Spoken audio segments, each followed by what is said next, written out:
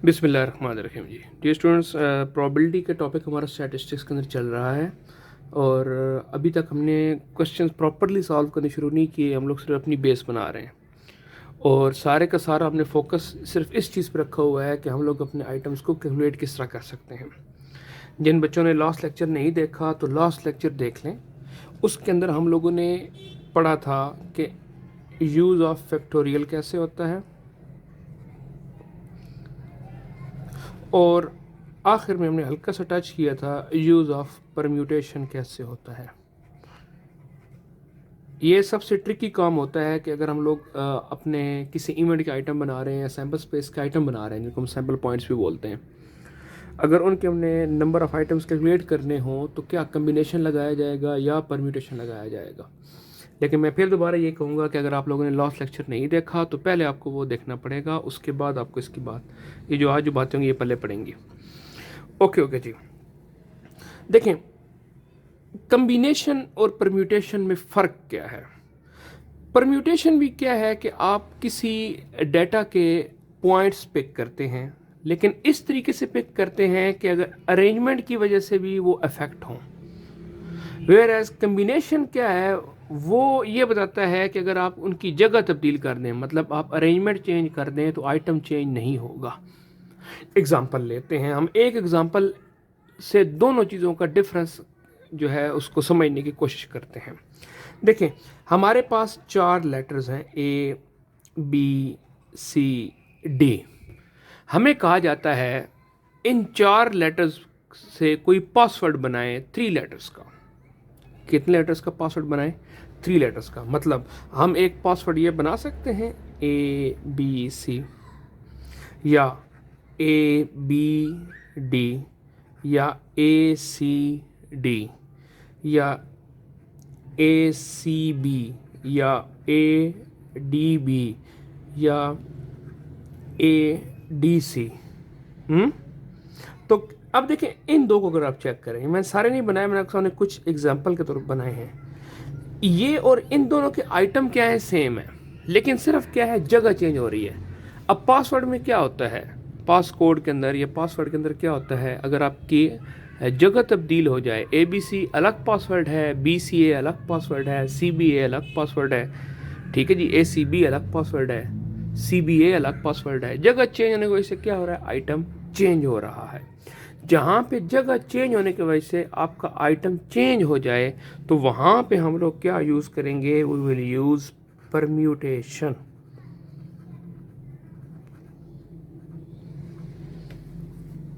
सही। और जहाँ पे जगह चेंज होने की वजह से आइटम चेंज ना हो वहाँ पे यूज़ होता है कम्बिनेशन। कैसे? दोबारा हम कहते हैं हमारे पास 4 बंदे हैं A B C D। 4 हमारे पास बंदे हैं, इनके नाम है ABCD। कहता है कि कॉलेज के अंदर या स्कूल के अंदर या यूनिवर्सिटी के अंदर बच्चों के एडमिशन हो रहे हैं, तो एडमिशन के लिए जो इंटरव्यू कमेटी बनानी है हम लोगों ने, वो 3 बंदों की बनानी है। इन 4 बंदों में से 3 बंदों की इंटरव्यू कमेटी पिक करें। अब मुझे बात बताएं, अगर मैं कहता हूँ जी मैं कमेटी पे बंदे रखता हूँ ABC, या मैं कमेटी में बंदे रखता हूँ ACB, या मैं कहता हूँ नहीं जी नहीं कमेटी में बंदे होने चाहिए CBA, या कहते हैं नहीं जी CAB, तो कमेटी तो वही रहेगी ना, बंदे तो वही रहेंगे। क्या इसकी वजह से यहाँ पे नाम आगे पीछे होने की वजह से क्या कमेटी चेंज हो रही है? तो आंसर है सर, कमेटी तो चेंज नहीं हो रही। जहाँ पे जगह की तब्दीली की वजह से आइटम तब्दील ना हो तो वहाँ पे क्या कहा जाएगा, कम्बिनेशन। मतलब जब हम कम्बिनेशन यूज़ कर रहे होंगे तो वहाँ पर ये सारे के सारे एक ही चीज़ मानी जाएंगे। अंडरस्टूड और नॉट? अच्छा, अब परम्यूटेशन और कम्बिनेशन का मैं इस्तेमाल, इससे ज़्यादा आसान कोई एग्जांपल मेरे जहन में नहीं आई। ठीक है जी। कम्बिनेशन क्या है? कम्बिनेशन ये है कि आप आइटम चूज कर रहे हैं लेकिन आप आइटम की अरेंजमेंट को कंसिडर नहीं कर रहे हैं। मतलब अरेंजमेंट चेंज होने की वजह से आइटम चेंज ना हो, इटसेल्फ आइटम के जो यूनिट्स हैं वो चेंज होने की वजह से क्या हो जाए, आपका आइटम चेंज हो तो हो। सो कम्बिनेशन क्या होता है जी, ये सिलेक्शन होती है। कम्बिनेशन क्या है जी, सिलेक्शन है। किसकी जी? ऑफ ऑल पार्ट्स और set of a part या set of the objects without regard of their arrangement. उसके अरेंजमेंट को आपने रिकॉर्ड बीच में नहीं करना. Mean the order in which the objects are selected is not recorded, is not considered. So permutation और combination basic फर्क ये है कि ऑर्डर और अरेंजमेंट इज नॉट कंसिडर्ड. इसको हम कंसिडर नहीं करते होते. सही हो गया जी. किस सूरत में? In case of combination.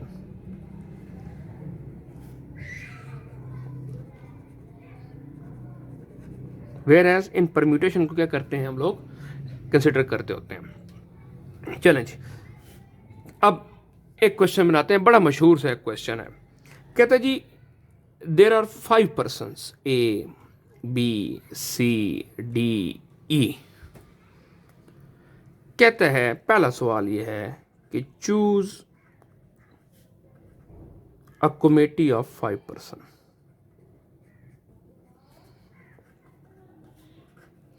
पांच लोगों की कमेटी क्या करें? Sorry, committee of 3 persons choose करें. 3 लोगों की कमेटी इसमें से चूज करें. तो अब हम कहेंगे हमारे पास कुल बंदे कि तो बताएं कितने पॉसिबल वेज में कमेटी चूज हो सकती है. तो ऑल पॉसिबल वेज में n ऑफ s कैसे होगा? 5 बंदे हैं टोटल, 1 2 3 4 5, कम्बिनेशन 3. अब इसको सॉल्व कैसे करते हैं? वैसे कैलकुलेटर पे डायरेक्ट हो जाता है. वैसे सॉल्व कैसे करते हैं? ये होगा 5 फैक्टोरियल ओवर 5 माइनस 3 का फैक्टोरियल, और लेकिन साथ शुरू में क्या लगा देंगे? 3 का फैक्टोरियल भी लगा देंगे. क्यों? क्योंकि जो हमारे पास जेनेरिक फार्मूला होता है वो होता है NCR, n कम्बिनेशन R किसके बराबर होता है? n factorial over R factorial into n minus R का फैक्टोरियल. तो देखें अब इसको अगर मैं मज़ीद सॉल्व करूं तो ये बन जाएगा 5 फैक्टोरियल. लिख सकता हूँ 5 मल्टीप्लाई बाई 4 मल्टीप्लाई बाई 3 का फैक्टोरियल. नीचे जी 3 का फैक्टोरियल वैसे का वैसे, और 5 माइनस 3 क्या बन गया? 2, तो 2 का फैक्टोरियल. ये देखें 3 फैक्टोरियल से कट गया तो बन जाएगा 5 मल्टीप्लाई 4, और 2 का फैक्टोरियल क्या होता है? 2. तो 2 2s are 4 and 5 2s are 10. That's your answer. हो गया. अच्छा, अब इस सवाल को इसका दूसरा पार्ट करते हैं. हमारे पास 5 बंदे हैं A, B, C, D and E. और हम लोगों ने क्या करना है?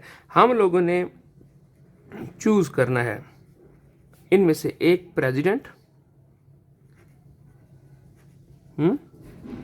एक हम लोगों ने फॉर एग्जांपल कैशियर चूज कर लेना है, और एक हम लोगों ने कोई मेंबर चूज करना है. ठीक है जी.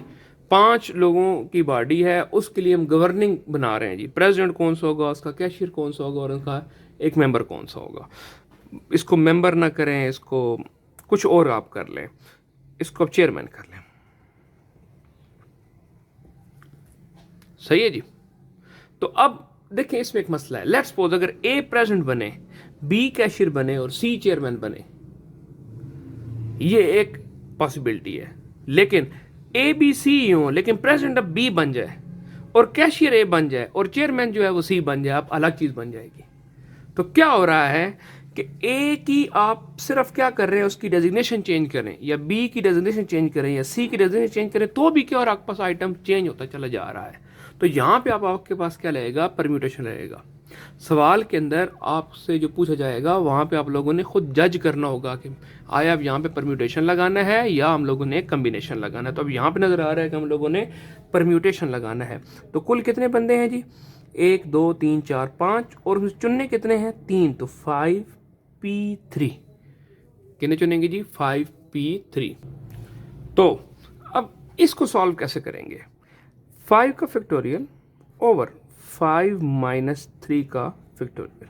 मतलब जो शुरू में ये ऐसा लगाया था ये नहीं लगेगा. मतलब इन केस ऑफ परम्यूटेशन इसको जेनेरिक फॉर्म लिखें NPR, तो ये होता है n का factorial over n minus r का फैक्टोरियल, टोटल का factorial divide by total minus chosen का फैक्टोरियल. तो यहाँ पे ये क्या बन जाएगा? 5 multiply by 4 multiply by 3 multiply by 2 का फैक्टोरियल, और नीचे 5 माइनस 3 2, तो 2 का फैक्टोरियल, तो ये कट गया। तो 5 4 20, 23 60। तो देख लें क्या हुआ। और ये भी कॉमन सेंस की बात है कि परम्यूटेशन के अंदर नंबर ऑफ अरेंजमेंट्स के अंदर आपके पास जो है वो आइटम ज़्यादा चूज़ होने चाहिए थे, ज़्यादा पॉसिबिलिटीज आपके सामने आनी चाहिए थी। ठीक है जी। अब सवाल ये आता है कि सर स्टैट में ज़्यादा क्या यूज़ होता है, तो ज़्यादातर जो स्टैटिस्टिक्स के क्वेश्चन आते हैं प्रोबेबिलिटी के, वहाँ पे कम्बिनेशन ही यूज़ होता है। ठीक है जी। अच्छा, एक तो ये चीज़ होगी हमारे पास यहाँ तक इसमें कि परम्यूटेशन और कम्बिनेशन होता क्या है, उसका इस्तेमाल किस तरीके से अलग है। तो एक तो हम लोगों ने ये चीज़ इसके अंदर देख ली। दूसरी जो हमने इसमें चीज़ देखनी है वो आज के लेक्चर में ये देखनी है कि ट्री डायग्राम कैसे बनती है।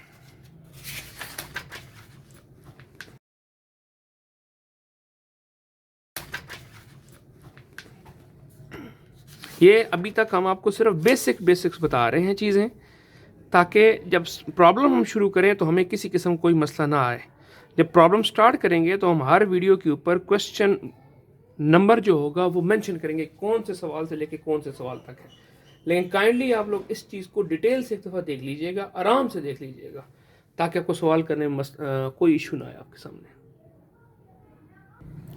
ओके जी, तो आज के लेक्चर के दूसरे से एक तरफ चलते हैं, दैट इज़ ट्री डायग्राम।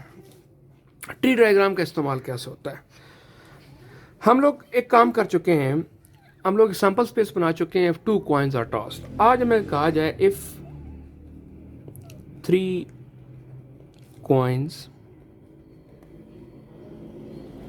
और टॉस्ड, अगर हम कितने कॉइन टॉस करें, 3 कॉइन टॉस करें तो कैसे होगा।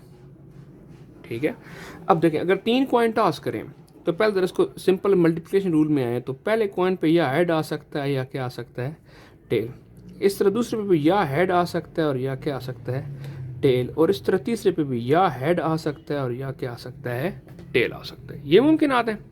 अब अगर हम इन दो को मल्टीप्लाई कर लें, फिर इसको लिख लें, तो यहाँ से पहले का हेड पकड़ें, दोनों से साथ बारी बारी लगा दें, तो या हेड आएगा और दूसरे पे भी क्या आ जाएगा, हेड। या हेड आएगा और दूसरे पे क्या आ जाएगा, टेल। या पहले पे टेल आ जाएगा और दूसरे पे क्या आ जाएगा, हेड। या पहले पे टेल आ जाएगी और दूसरे पे भी क्या आ जाएगी, टेल। ये इन दो को हमने क्या कर लिया, मल्टीप्लाई कर लिया, और ये साथ में वैसे का वैसा। तो नेक्स्ट स्टेप में क्या कर लें, अब आप इसको सेट को इससे मल्टीप्लाई कर लें, तो इसका हेड पकड़ें, इसके साथ लगा दें, तो देखें ये 2 हेड हैं ऑलरेडी, और इसका हेड भी साथ आ जाएगा। फिर ये हेड टेल है, साथ में इसका हेड आ जाएगा, तो हेड टेल हेड। या इसका हेड एक साथ लगाएं तो ये टेल और हेड है ऑलरेडी, और इसका हेड भी साथ में आ जाएगा। फिर क्या जी, टेल एंड टेल, तो इस टेल एंड टेल के साथ इसका हेड लगेगा, तो क्या बन जाएगा, टेल टेल एंड हेड। अब बारी आ जाएगी इस टेल की, तो इस टेल को सबसे मल्टीप्लाई कर दें। पहले में क्या है, हेड हेड है और साथ में क्या आ जाएगी, टेल। दूसरे में क्या है, हेड टेल है और साथ में क्या आ जाएगी, हेड टेल है और साथ में क्या आ जाएगी, टेल आ जाएगी। फिर क्या है, टेल एंड हेड है और साथ में क्या आ जाएगी, टेल। फिर क्या है, टेल एंड टेल है और इसमें साथ इसकी भी टेल आ जाएगी। तो गिने 1 2 3 4 5 6 7 8, तो ये 8 होने चाहिए। और चेक करें क्या 8 सही बने हैं कि नहीं बने। फार्मूला को बताया था मैंने कि अगर 1 को आप कॉइन को टॉस करें तो आपके पास पॉसिबिलिटीज कितनी है, 2। 3 टाइम टॉस करें तो 2 की पावर 3 या 2 मल्टीप्लाई बाय 2 मल्टीप्लाई बाय 2, तो आंसर कितना आना चाहिए, 8 आना चाहिए। नाउ यही जो चीज़ होती है ये आपसे अक्सर पूछता है ट्री डायग्राम में दिखाएं। यहाँ तो बात ठीक है ना। अब हमने इस चीज़ को किस में दिखाना है, ट्री डायग्राम में। इसको अगर हम यूँ करते हैं, बल्कि चले यूँ ही रहने दें। देखें, पहले कॉइन को अगर हम टॉस करें, अब ट्री डायग्राम कैसे बनेगी। पहले कॉइन को टॉस करें, आपके पास क्या आ सकता है, या हेड आ सकता है और या क्या आ सकती है आपके पास, टेल। अब दूसरा कॉइन टॉस करें तो पहले पे अगर हेड आए हुए, दूसरे पे क्या आ सकता है, या हेड आ सकती है या टेल। या अगर पहले पे टेल ऑलरेडी आ चुकी हो तो दूसरे पे क्या क्या आ सकता है, या हेड आ सकता है और या क्या आ सकती है आपके पास, टेल। कितने कॉइन टॉस हो गए, 2। अब तीसरा कॉइन टॉस करना है। देखें, पहले पे हेड आए हुआ, दूसरे पे हेड आए हुआ, तीसरे पे क्या आ सकता है, या हेड आ सकता है और या क्या आ सकती है, टेल। अगर पहले पे हेड आ चुका हो, दूसरे पे टेल आ चुका हो, तीसरा कॉइन टॉस करें तो क्या हो सकता है सर, या हेड आ सकता है और या क्या आ सकती है, टेल। सेम इस तरह अगर पहले पे टेल आ चुकी हो, दूसरे पे हेड आ चुका हो, जब तीसरा टॉस करेंगे तो प्रोबेबिलिटी तो वही रहेगी ना, या हेड आएगी या टेल आएगी। इंडिपेंडेंट इवेंट है ना, कॉइन ये तो नहीं कहेगा भाई मैं 2 दफे हेड दे चुका हूँ अब मैं हेड नहीं देता। इक्वल प्रोबेबिलिटी रहती है, इसलिए कहते हैं ये कौन सी इवेंट है, इंडिपेंडेंट इवेंट है। अच्छा, पहले पे टेल आ चुकी हो और दूसरे पे टेल आ चुकी हो, तीसरी बार क्या आ सकता है दोबारा, या वही हेड आ सकता है या क्या आ सकता है, टेल आ सकता है। अब आप इनके सैंपल पॉइंट गिन लें, देखें या ये मुमकिन है कि हेड हेड और हेड आ जाए, या हेड हेड और टेल हो गए, फिर head tail head, head tail and tail, tail head head, tail head tail, tail tail head, tail tail tail. और गिने इनको 1 2 3 4 5 6 7 8। तो जो आपको तरीका खुश आए, जिस तरीके से आप मुतमईन हो, आपने क्या करना है उस तरीके से बना देना है। लेकिन मुझे ज़ाहिर तौर पर मल्टीप्लिकेशन वाला तरीका ज़्यादा आसान लगता है। ट्री डायग्राम सिर्फ तब भी बनानी पड़ती है जब वो स्पेसिफिकली क्वेश्चन में कहे। हाँ, ये हो सकता है कि आप क्वेश्चन में डबल चेक करने के लिए कि मुझसे गलत तो नहीं बन रहा है, आप क्या कर लें, ट्री डायग्राम बना के देख लें और मल्टीप्लिकेशन करके भी देख लें, दोनों सूरतों में आपके पास आंसर क्लियर हो जाएगा। ठीक है जी। तो ये जी हमारे पास ये हम लोगों ने क्या सीख ली जी कि ट्री डायग्राम किस तरीके से बनती है, ये शॉर्ट क्वेश्चंस में अक्सर आ जाता है। ठीक, चलें इसी से रिलेटेड एक प्रोबेबिलिटी का क्वेश्चन भी हम हल कर लेते हैं। हम कहते हैं जी if 3 coins are tossed, 3 coin क्या हो, टॉस हुए हों, तो कहता है जी व्हाट इज द प्रोबेबिलिटी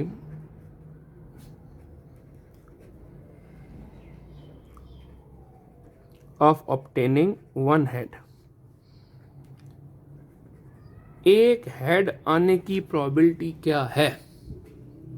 अब देखें एग्जैक्टली 1 हेड उसने बोला है, प्रोबेबिलिटी निकालनी है किसकी कि हेड कितना हो, एक हो, इसकी प्रोबेबिलिटी निकालनी है, प्रोबेबिलिटी ऑफ 1 हेड निकालनी है। सही है, इसको मैं अगर यूं लिख लूं प्रोबेबिलिटी ऑफ 1 हेड, तो ये क्या हो जाएगा, एन ऑफ 1 हेड, एक हेड आने के chance divide by n of S, total sample space.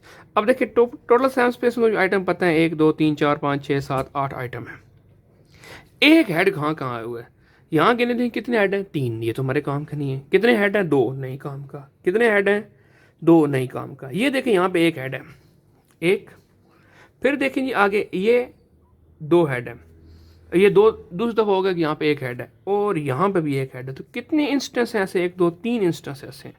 तो 3/8 क्या हो जाएगा हमारे पास, प्रोबेबिलिटी ऑफ 1 हेड हो जाएगी। अगर यहीं पे मैं कहे कि प्रोबेबिलिटी निकालें ऑफ एटलीस्ट 1 हेड, भाई कम से कम एक हेड आए, मतलब प्रोबेबिलिटी ऑफ जो हेड है वो एक हो, कम से कम, एक से ज़्यादा कितने हो, जितने मर्जी हो, एक से ज़्यादा पाबंदी नहीं है, लेकिन एटलीस्ट एक से कम ना हो, तो एक या एक से ज़्यादा वाले आएंगे। अब ज़रा देखें सबसे पहले इसमें गिने, एक जहाँ पे हेड एक है या एक से ज़्यादा है वो कौन कौन से इंस्टेंस हैं। देखिए यहाँ पे कितने हेड है, 3 हेड है, एक से तो ज़्यादा ही हेड है ना, तो ये भी आ जाएगा। यहाँ पे कितने हेड है, 2 हेड है, तो ये भी आ जाएगा, हेड टेल एंड हेड। यहाँ भी कितने हेड है, 2 हेड है, तो ये भी आ जाएगा। फिर आगे देखेंगे यहाँ पे टेल टेल हेड, तो एक हेड तो है ना, एक से कम नहीं होना चाहिए, मतलब 0 हेड नहीं होना चाहिए। फिर क्या हो जाएगा, हेड हेड टेल। फिर क्या हो जाएगा, अगला देखें हेड टेल टेल, एक हेड तो है ना, ये भी आ जाएगा। फिर देखें क्या जी, टेल हेड टेल, ये भी आ जाएगा। टेल टेल टेल, तीनों टेल्स हैं, एक हेड भी नहीं है, ये ले जी, तो ये बीच में नहीं आएगा। पहले पढ़ी बात की नहीं पहले पढ़ी। अब इसकी प्रोबेबिलिटी निकाल लें। So probability of at least one head, आप इसको कोई नाम भी दे सकते हैं कि let be denotes at least one head, तो ये एन ऑफ बी बन जाते। तो ये हो जाएगा n of at least one head, मैंने यहाँ पे नाम नहीं दिया, सिंपल पूरा स्टेटमेंट लिख रहा हूँ, ओवर एन ऑफ एस। तो एक नहीं है, बाकी 7 हैं, 1 2 3 4 5 6 7, 7 डिवाइड बाई 8, ये प्रॉबिलिटी बन जाएगी। ठीक है जी। सो 2 काम आज हमने सीखे, एक ट्री डायग्राम कैसे बनानी है, यूज़ कैसे करना है, और एक हमने प्रॉबिलिटी का से प्रैक्टिस क्वेश्चन भी हल कर लिया। ये प्रैक्टिस क्वेश्चन आपके पास पेपर्स में कई दफ़ा मुख्तलिफ, कभी शॉर्ट क्वेश्चन में आए हुए हैं या कभी किसी क्वेश्चन का पार्ट लग के साथ आया हुआ है। वैसे दुआ करें कि आप क्वेश्चन में पार्ट नहीं आए, तो पेपर में अगर पार्ट आ जाए तो आपके साथ पार्ट लग जाना है। सही है जी। चलें जी, एक आपको छोटी सी असाइनमेंट बना दें हम लोग जी। इसी क्वेश्चन की आप लोगों ने प्रोबेबिलिटी निकालनी है एट मोस्ट वन हेड की, ज़्यादा से ज़्यादा एक हेड आए। एक और प्रोबेबिलिटी निकालनी है 2 हेड्स की, एक और प्रोबेबिलिटी निकालनी है एटलीस्ट 2 हेड की, एक और प्रोबेबिलिटी निकालनी है एट मोस्ट 2 हेड्स की। इतना काफ़ी है।